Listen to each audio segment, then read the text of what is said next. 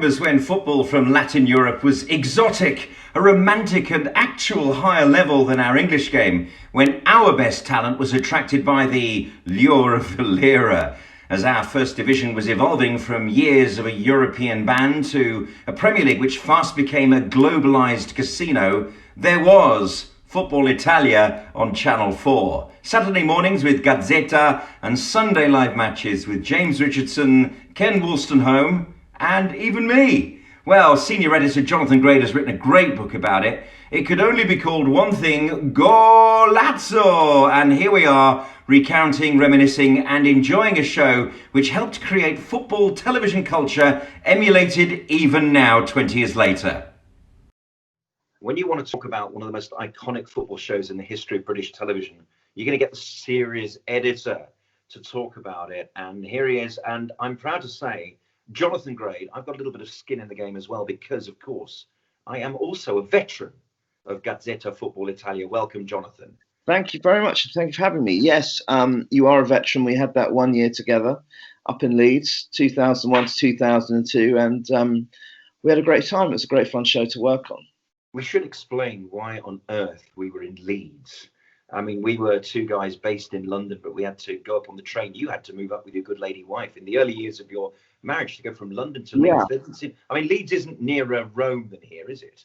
No. The story behind that was that at the end of the 99-2000 season, I had a quiet meeting with my bosses in the office, and they said Channel 4 had made the decision they're going to make the production regional.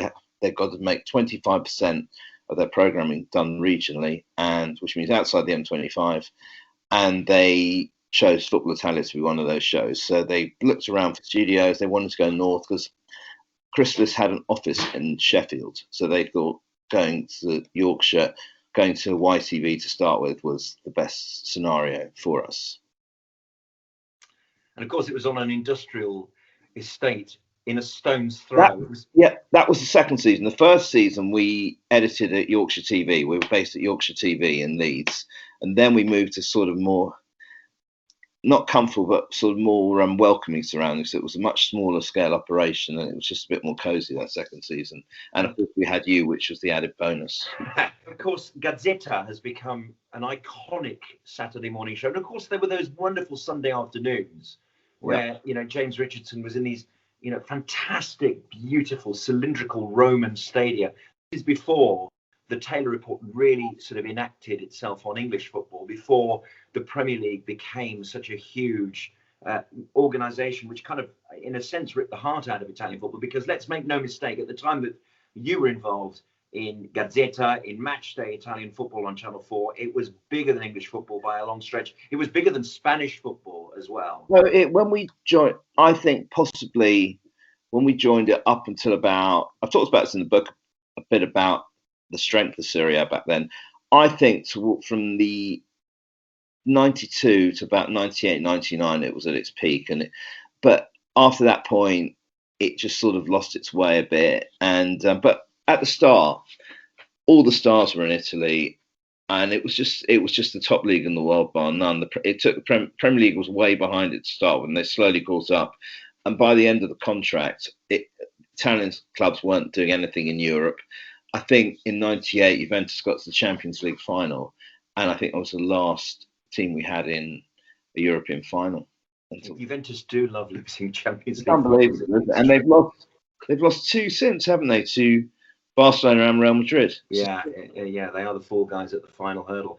But it's so interesting what you said about, because the catalyst, I think, to Italian football's greatness was Italia 90, in the same way that Euro 96 was the catalyst to the growth of the Premier League, because it sucked the greatest stars out of world football into Serie A.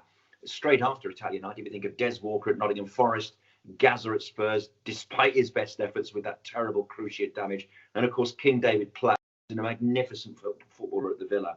And the same goes for Euro 96. In the season 96, 97, 98, they all came to English football. Fabrizio Ravanelli, Juventus to Middlesbrough, of all places, Thomas Brolin. I mean, so many players came our way. And it just goes to show that even if league football is the industry, it's the World Cups and European Championships which are the if you like, the showcase for the wider audience? I think as far as Italy is concerned, when they played the '90 World Cup at home, they got off to a fantastic start. Didn't concede a goal, I don't think, in the groups, and then they played Argentina in Naples, and it was obviously that was Maradona's home ground back then, and they felt it was the worst possible place to be playing because half the fans were supporting Argentina because of Maradona, and they lost that game on penalties.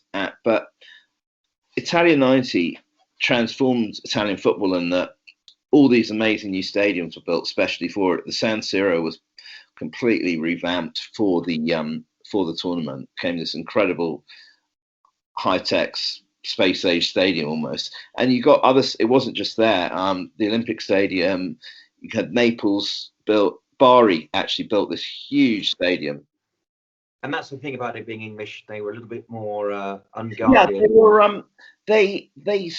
They didn't know what they were going to get with Italian broadcasters. And I think they saw this new company come in, Channel 4, and to an English audience, and I think they didn't felt sort of threatened by that. And honestly, every week, the amount of access we got, all the big names. I mean, honestly, we spoke to Baggio, Hullet, everyone. I mean, Zola, Vialli, everyone of any stature, Totti. We got so much access to these players, which I'm not sure is that easy. Back then, it was just speak to the press officer at Roma, get into with Totti. Oh yeah, do that on Thursday morning, whatever. It was a different era really in trying to get access to top names. Indeed, it was molto autentico as well, Jonathan, because you used to go to the training grounds and James conducted his interviews in Italian. So it wasn't just that it was authentic, but also it was, it was accurate. It was at the chalk face. If you were going to watch this show, this was the final word. This was an unexpected telescope into then the best league in the world. That's why the show was better than Football Focus, wasn't it? If you were an Italian football fan.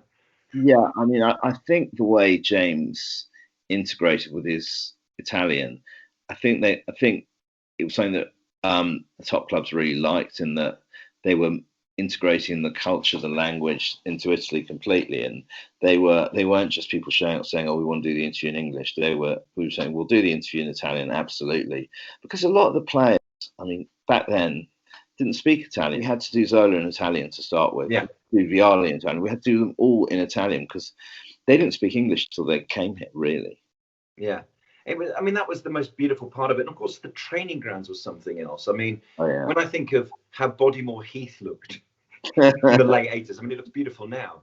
But when you compare it to the sort of spa club that AC Milan seems to operate, I mean, it was a real lesson in the infrastructure that Italian football clubs put around their players. They made them feel like, important members of the club, important to the output of the business. Yeah, Milanello, I think, was the first training ground I noticed that was just so advanced, and it was incredible. I mean, Inter had their training ground was at Appiano Gentile, a place called Appiano Gentile, and that was pretty luxurious. But Milanello was the first one. I mean, they could conduct everything from there. I mean, it was the operation came out of Milanello, and the training grounds. Trigoria was where Roma had their training sessions, and that was nice. I mean, it was very sophisticated. It was way ahead of what you were getting over here. I mean, in some cases, even now, I mean, they were so well looked after. But by the same token, these players were well looked after, but they expected complete discipline off the field with how they're conducting their lives, and that was all part of the package. They were looked after well, but they needed to look after themselves to benefit their clubs. You talk about that Italian style of management where they require absolutely no compromise on lifestyle, whatever. Fabio Capello, when he came over to England, he said, "I don't care if you don't like me. I don't care if you don't believe in what I'm doing as a trainer, as a manager. You just got to do what I say," which didn't really go down well with our players, did it? No, I mean, I think the language barrier was big problem. He never really grasped English that well. I think that was a big problem for him. I think that was why he wasn't successful as he might have been, because he went to Spain and, you know, spoke Spanish really well, but I think he found coming to England, it was such a different language. I don't think he really ever got to grips with it. Can we talk about Milanello? Because it did another thing as well, which is it impacted on the results of players who should really have been either long retired or playing their football in Serie B. Because, I mean, Milan's teams, the ones that went on and continued to win the Champions League, that one against Juventus at Old Trafford in 2003, I mean, those guys were nudging 40. And it was something to do with their preparation, to do with their training, to do with their sports science. I mean, that AC Milan club, Athletic Club Milan, the Anglophiles of Italian football, produced players, eked out careers which were 7 years longer than your average player. Oh yeah, I mean, they looked after themselves. I mean, back then here, the sports science aspect was, you know, it wasn't even a thought. They lived their lives. I mean, they were watched pretty much. They were, you know, told, you've got to do this, you've got to do this, you've got to do this, and you can't go away from that. You have to be so disciplined if you want to be playing until such and such an age. Maldini was playing till I don't know how old. And they just looked after themselves. They were so disciplined.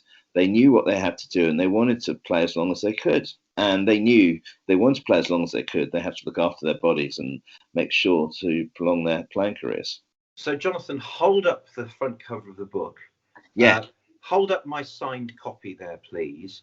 And there it is, Golazzo, the Football Italia Years, written by Jonathan Gould. As you probably worked out, thank you, the idea is that this guy that we're interviewing today had a real inside track on the greatest television program in footballing history on British television. There must have been some amazing stories in there, notwithstanding my arrival shouting, as I did in the Leeds warehouse for my exciting year, shouting Golazzo, but in English, in my commentaries, etc.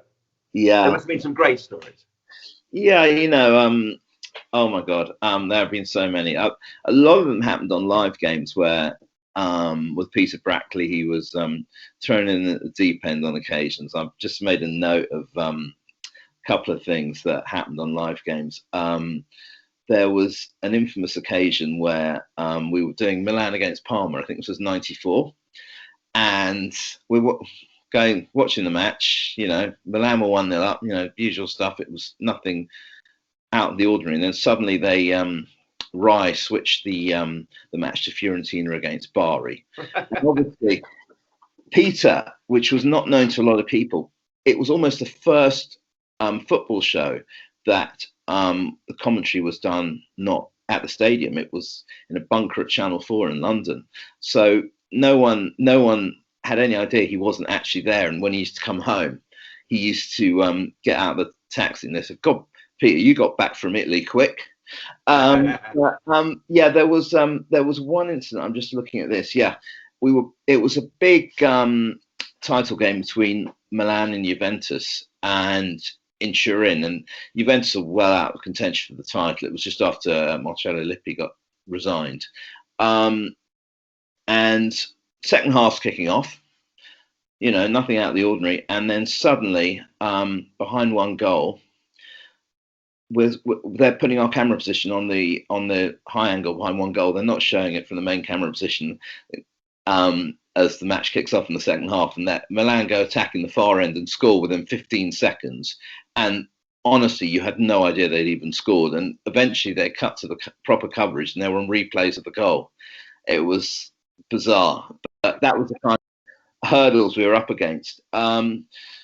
Yeah, so I'm just thinking of any other stories. Obviously, we had that amazing George Weah goal when he controlled the ball and ran the length of the pitch. He was something else. Yeah, people talked about that more than they talked about Premier League football at the time. I mean, that goal was known to absolutely everyone because it was on terrestrial TV. And we weren't getting goals of that quality in English football at the time. No. He was the World Player of the Year, wasn't he? He was. He was phenomenal. At that time, he was World Player of the Year, and honestly, it was the most staggering goal, and he caused no end of chaos because I was busy editing the highlights the analysis for the end of the show, and obviously it was like Milan were 2-1 up against this newly promoted Verona side. And I was thinking, oh, well, the stories, Verona went ahead, Milan came back, chiseled out a narrow win, and then Weah did that in like the 89th minute, and then in about the 92nd, Baggio scored as well. So it was all of a sudden it was from Milan scraping home to them cruising with some astonishing goal no one could possibly have imagined. So there were no end of dramas my end when I was trying to get stuff ready for the end of the show for the analysis. There was one, I must say about one incident. We were doing the opening day of the 97-98 season. Inter were playing Brescia, and it came about 15 hours after the news of Princess Diana dying. Oh, right. And so everyone, it was all a bit somber. I mean, everyone's like, oh my God, what a horrendous story. And anyway, so the team sheets come through, and team sheet gets handed to Peter, and right back for Brescia is a player called Imo Diana. And he was thinking, can I mention this player? I can't say his name given what's happened. Can I say Diana? Was it Diana? What am I going to say? So we were saying, Peter, just call him the right back. Don't worry, say whatever you want. But I think the way Italian football went from when we started, if you recall at the start in '92, there were no pay TV matches. And eventually they moved one game to the evening on a Sunday. And we didn't lose so many games then. But as the years went by, a lot of the big games got saved to the primetime late night TV slot. And we showed a couple of them, but we lost a lot of games we'd like to have shown later on in the contract. Yeah.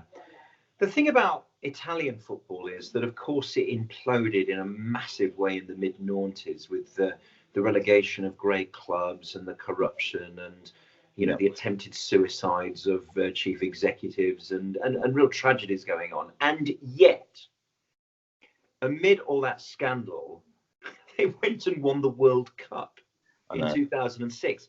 How, that tells you something about the football nation of Italy. However down on their arse they are, they will always be able, as a footballing nation, one of perhaps the 4 great footballing nations of the world, to lift themselves up from nowhere and win another tournament. Brazil included there, and possibly even France and Germany. Yeah, that was an astonishing tournament. They just, I think it was almost like a siege mentality, especially with the bigger clubs. The players themselves hadn't done anything wrong, and there was so much going on, as you're probably aware, with Luciano Moggi, the Juventus director general, just about referees and the like. But in amongst all of that, I think the players who'd done nothing wrong just felt there was a bit of a siege mentality and just demonstrating that World Cup their quality. I mean, they beat Germany in Dortmund in sort of epic match after extra time, and then obviously the final was remembered for the Zidane headbutt and him walking past the trophy, and then they just found a way. They just found a way, and they had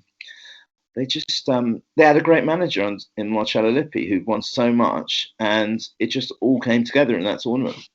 Yeah, I have the rare privilege, as well as having done some time on Gazetta, I've also seen live 2 finals that Italy have been involved in. I was in Rotterdam for the 2000 final, which France won on the golden goal. Yes. And then I was in Berlin when Zinedine Zidane headbutted Materazzi. But of course, all eyes were on the game. The first I heard or saw of this incident was the remonstration of the Italian keeper shouting at Saha and Henry, gesticulating wildly across Roman languages and barriers. Look what your captain has done to our goal scorer.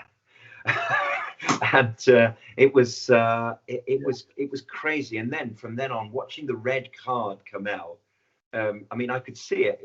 I could see the red card being brandished. And even then, I didn't know who'd been sent off. It took a while. And then you see this slightly round-shouldered, head-down superstar sort of traipsing off past the World Cup trophy. I mean, I remember that I could see that. I thought, I'm going to swim. That looks like the World Cup. It looks very shiny. And it was just, I just can't help but thinking that if he'd been allowed to take one of the penalties, it wouldn't have been left to the Palermo left back to win the World Cup as he did. Yeah, Fabio Grosso. Yeah, Grosso. Yeah, no, it was really so much drama, and that image of him walking past the trophy is what a lot of people remember. The headbutt, and then just walked straight past it, and yeah, it went to penalties, and Italy won them, and it was just a staggering, unexpected success for them. It's not the first time that a superstar footballer has ended his career throwing his toys out of the pram in his last game for his country. Because if you remember Euro 2000, Belgium versus Romania, the Maradona of the Carpathians, Hadji did the same thing. Yeah. He knew it was his last game, and he just thought, sod this is for children. I'm 36. What do I need this rubbish for? Yeah. So I'm so upset for Zizou, because although, I mean, to be fair, he's done all right as a coach, hasn't he? Yeah. But to have that at the end of your career, when your career was so glorious, and for so long, that goal, such a great player. Yeah, no, Special talent, unusual talent. Oh, but it was a very sad way for it to end. But I know it was really, really sad, but it was he was ex-Juventus and Materazzi was Inter, and there was a lot of bad blood between the clubs back then. I mean, there's always has been bad blood, but back then it was nasty. It was really personal. Materazzi got involved with a lot of arguments with Antonio Conte around that time, and it was not pleasant. So this book, right? I can't wait to leaf through it and make it all thumbed and fingerprinted, because on every page there's going to be a recollection. You're really setting the scene. Right. So the book basically it starts off with how I joined the team and what it was like starting in a sort of as a runner almost, and then I sort of talk about what my job was like back then, and then it's more of a sort of chronological look through Serie A in that time, with where I can recall stories from behind the scenes, and then at the end I've sort of reflected on. I've done tributes to some of the stars like Ken and our director and Peter Brackley, who's no longer with us. So it starts off as a sort of what it was like for someone coming to their first role in television, which they took me on. I didn't have any experience, so I was very lucky. And then it's sort of through the years and how it all changed, and it was very interesting because it started as complete domination from AC Milan, turned into the start of Juventus becoming a force again in Serie A, then Capello winning the title in his final year, then Juventus dominating, then Milan coming back, and miracle under Alberto Zaccheroni, before everything switched to the capital when Lazio won the next title, Roma won it the next year, and then in the final year Juventus won it against all the odds. Inter collapsed on the final day. They just needed to win at Lazio, and Lazio could have qualified for the UEFA Cup. They had nothing really to play for, and there was a sort of a link between the clubs. There was sort of some of the clubs are linked together, and they're quite similar political stances, Inter and Lazio. And so the Lazio fans said, we're not having Juventus win the league, we're certainly not having Roma win the league again, so we'll, don't try, boys, and bring some Inter scarves to the game and Inter shirts. And then Inter went 2-1 up and completely collapsed in the second half. And then Ronaldo, there was those images of Ronaldo crying on the bench, and it was a crazy day, but there was some amazing times. I mean, I don't know whether you recall in 2000, the Perugia Juventus game on the final day when there was that monumental thunderstorm at half time, and they lost the title in a flooded pitch, and there were just so many stories. I mean, the way the balance of power shifted so many times made it exciting, compelling, and of course it all became joined up by them, because the reason why Sven-Göran Eriksson became England manager was essentially that Lazio won the league in that year, and then of course this was the catalyst for Roma to win the league the year after, in the year that I was involved in the show. And then of course Capello takes the job as England manager. But let me ask you, what was your favorite element of the production? Was it match day? Was it the sort of cerebral Gazetta? Was it editing? James Richardson in Piazza Navona with a massive ice cream. Oh yeah. Oh, yeah. Every week. I think working on Gazetta, it was such a fun show to work on. Some of the Yeah. features we did were so unusual, and I loved it working on the live games because we were bringing we were bringing live football um, onto terrestrial TV, and it was the best football in the world for such a long time. And it was lovely knowing that the viewers could enjoy some top football when Sky just picked up the Premier League, and a lot of people couldn't afford a Sky subscription, and they saw that there was live. It was Football League on ITV, or AC Milan against Inter, and it was just brilliant. All the stars were there, and we were bringing this free of charge to everyone. It was a really memorable time.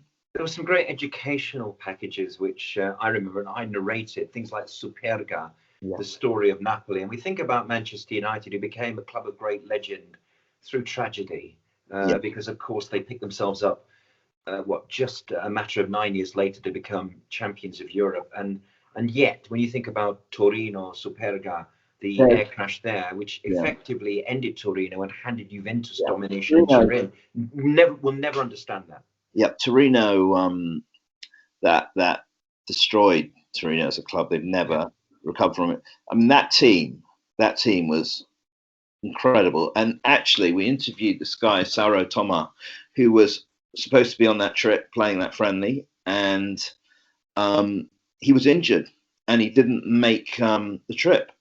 And he said for the rest of his life, he's passed away now, he said, I have so much guilt.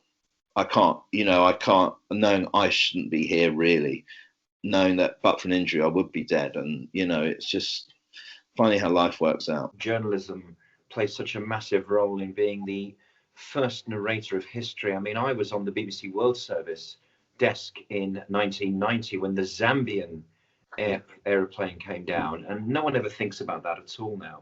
And it's just that, it just happens that if there's an emotional connection between the club and the fans, between the club and journalists, Manchester United are the great, winners of that. That's a horrible word. I don't mean it like that, but Manchester United benefited from this amazing narrative created out of the 60s, whereas Torino and Zambia just didn't. And there, for the grace of God, go so many people who take flights. But in finality, Jonathan, this is a unique perspective on the production, and I think possibly one of the best books that could have been written, because it was a holistic view from the sort of from looking across into it. You were in charge of all the aspects of production, from making sure the writing was done to making sure the editing was done. So it gives you a rather unique perspective. That's why this book's a good one, isn't it? Yeah, I mean, I've tried to incorporate as much as I can from the sort of production side. Obviously, it being 25 years ago, it's hard to remember that much. I found some stories and how things changed as we went through, and little bits and pieces. But yeah, it was so lovely working on the program, and I think as a football fan with the book, it's not just about what happened on the production side. It's about remembering that time and remembering such an iconic era in Italian football, and these incredible star names who a lot of people have forgotten a lot about it. And it was just a wonderful time.